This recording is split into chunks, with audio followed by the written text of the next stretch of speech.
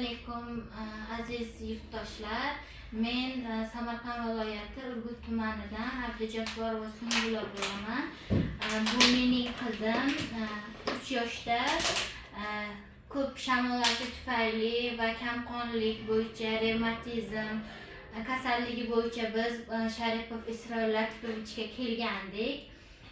Uning analizlari juda ham yomon chiqqandi. Ya'ni yurganda har doim oyog'im og'riyapti, ko'taring deb injiqlik qilib, ishtahasi ham yomon edi.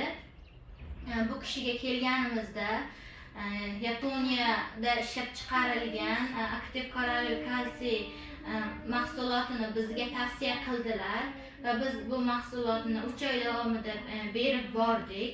Hozirda analizlari juda ham yaxshi chiqib, qoni 72 dan 98 ga chiqqan va oyoq og'rishlari ham kamayib, shamollashlari ham yo'q bo'lib ketdi.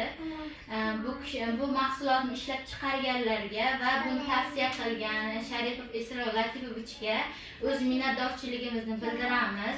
Bu tufayli qizimning sog'lig'i yaxshilandi va boshqalarga ham mana shu mahsulotdan, ya'ni bemor bo'lgan bolalaringizga olib berishlaringizni tavsiya qilaman.